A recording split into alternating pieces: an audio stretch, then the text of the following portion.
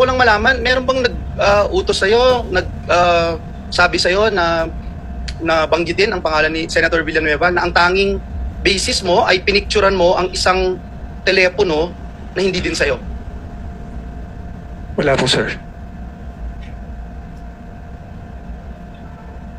Puntahan ko si Bryce, Mr. Chairman, Engineer Bryce, nagpunta ka rin sa Kamara de Representantes at doon marami kang sinabi, may mga picture, kagaya nung sinasabi ni JP na pinicturan niya yung isang telepono at di umano ito ay conversation ni Joel Villanueva at isang Henry Alcantara.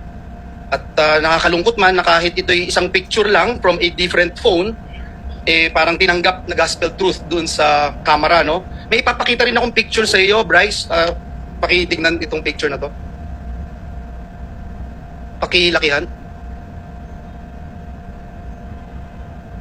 Bryce, naaalala mo ba yung messages na ito? Your Honor, ngayon ko lang po nakita yan. Wala po ako nababasang ganyang messages po. Numero mo ba yan na nakikita sa telepono? Numero mo ba yan? Numero ba ng congressman yan? Wala pong nakalagay na numero, Your Honor. So pareho pala dun sa binanggit ni JP, wala ring numero. Naalala mo yung message na yan? Ako hindi po. Kasi may nakapagsabi sa akin, ikaw daw ito. Paano ko ipagpilitan kung ikaw din yan?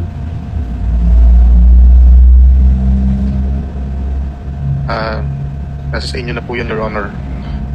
Pero hindi ikaw yan. Hindi po. Babasahin ko lang, Mr. Chairman, nakalagay dito, Congressman, Bryce, idiin mo si Sen Joel dito. Bryce, sumagot. Basta kayo na bahala sa akin, batchmate. Huwag niyo lang akong ibalik sa Senado, sa Senate. Mr. Chairman, if we rely on pictures, anyone can claim anything. And let me show how easy it is to fake this one, Mr. Chairman.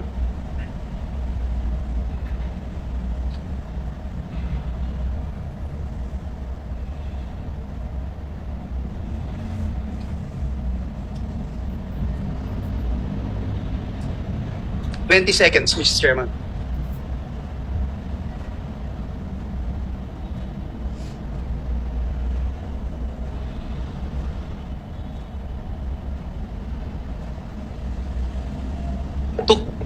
Took me 20 seconds, Mr. Chairman, to do that.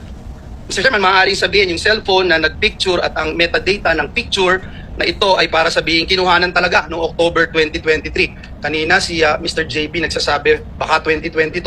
Pakita din po natin kung paano mag-alter sa metadata of an image.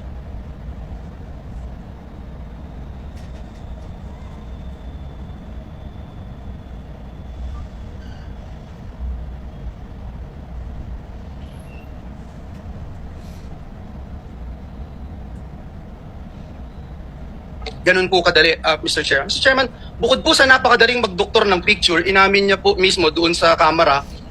And if we can show the minutes and the transcript of the hearing, inamin po ni Engineer Bryce na wala siyang personal knowledge sa mga mensaheng ito.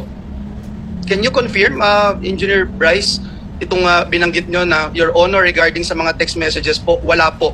Kasi you're being asked to prove your allegations na may pruweba or usapan tayo o at least make sure for fairness sake, sabi niya Rep. Adyong. Would you confirm na ito po yung naging sagot niyo, sir?